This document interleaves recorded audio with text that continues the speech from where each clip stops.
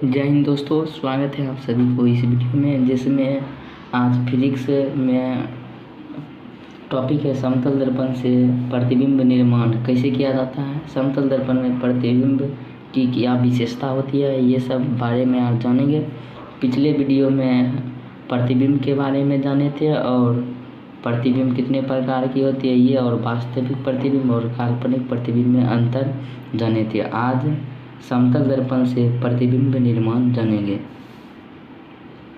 जैसे मान लेते हैं कि n और n' एक समतल दर्पण है। इसका भीतरी सतह पेंट किया है, जिसे पॉली सतह कहा जाता है।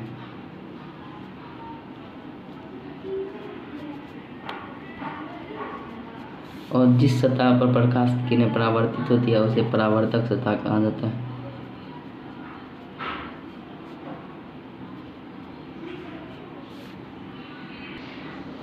समतल दर्पण में किसी भी वस्तु का प्रतिबिंब उल्टा दिखाई पड़ता है। जैसे कोई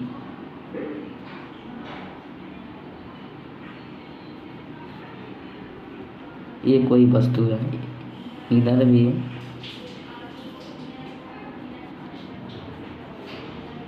भी कोई लड़का है। इसका दायां हाथ में जैसे ये त्रिभुज लिया हुआ है और ये साइड वर्ग लिया है, तो इसका बामा साइड में जो त्रिभुज है ये दिखेगा, और ये दाहिना साइड, तो दाहिने साइड में जो ये बामा साइड में लिया था वृत्त, तो ये दाहिने साइड में दिखेगा वृत्त। तो ये समतल दर्पण में प्रतिबिंब निर्माण पार्श्विक रूप से उल्टा होता है। जैसे कि यहाँ पर दायां भाग था तो इधर बायां भाग बन गया। तो समतल दर्पण द्वारा प्रतिबिंब निर्माण की विशेषता, समतल दर्पण में किसी भी वस्तु का प्रतिबिंब पार्श्विक रूप से उल्टा होता है। समतल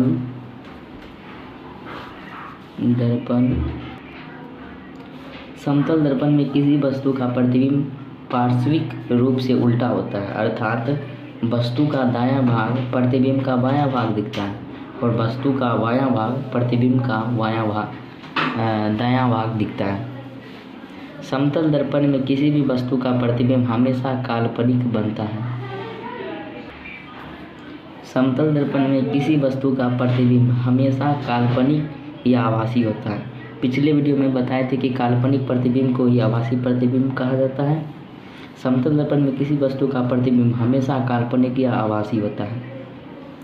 तो जो प्रतिबिंब काल्पनिक या आभासी होता है वो वस्तु की अपेक्षा सीधा होता है। तो ये समतल दर्पण में किसी वस्तु का प्रतिबिंब सीधा बनता है, क्योंकि काल्पनिक प्रतिबिंब बना है तो काल्पनिक प्रतिबिंब हमेशा सीधा होता है। तो समतल दर्पण में बना प्रतिबिंब हमेशा सीधा होता है, और काल्पनिक प्रतिबिंब वस्तु के पीछे बनता है, दर्पण के पीछे बनता है।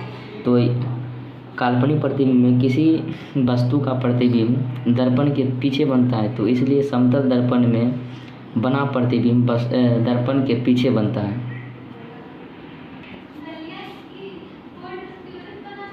समतल दर्पण में किसी वस्तु का प्रतिबिंब हमेशा सीधा होता है। समतल दर्पण में किसी वस्तु का प्रतिबिंब हमेशा सीधा होता है। जो प्रतिबिंब सीधा होता है वह काल्पनिक होता है, और जो काल्पनिक प्रतिबिंब होता है वह दर्पण के पीछे बनता है। तो चौथा पॉइंट है, समतल दर्पण में किसी भी वस्तु का प्रतिबिंब दर्पण के पीछे बनता है। समतल दर्पण में किसी वस्तु का प्रतिबिंब दर्पण के पीछे बनता है। समतल दर्पण में प्रतिबिंब दूरी और वस्तु दूरी हमेशा आपस में बराबर होता है।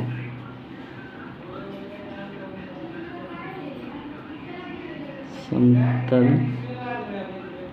दर्पण में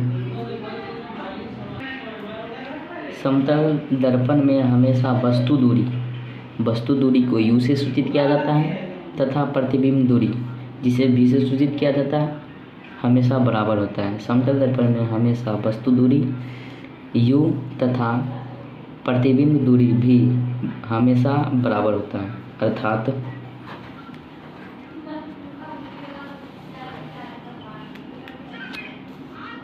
u बराबर होता है v वस्तु दूरी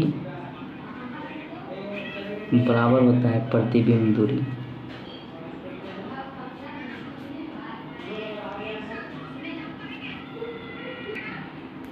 यही 5 पॉइंट समतल दर्पण में प्रतिबिंब निर्माण की विशेषता थी।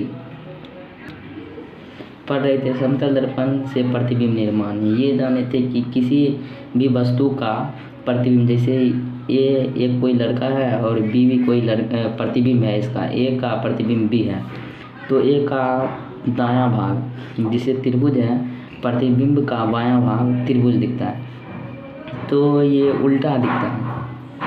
तो समतल दर्पण द्वारा जाने थे कि प्रतिबिंब निर्माण की क्या विशेषता है। तो पहला विशेषता है समतल दर्पण में किसी वस्तु का प्रतिबिंब पार्श्विक रूप से उल्टा होता है, जैसे कि अभी हम जाने।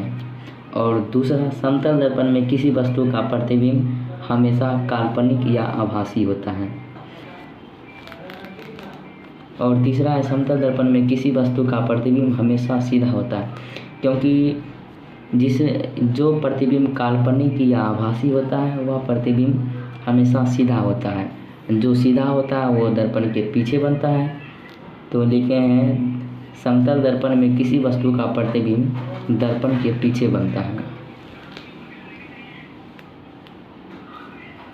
और ये भी जाने कि समतल दर्पण में हमेशा वस्तु दूरी u तथा प्रतिबिंब दूरी बराबर होता है, जिसे v से सूचित किया जाता है, अर्थात u बराबर v, वस्तु दूरी बराबर प्रतिबिंब दूरी।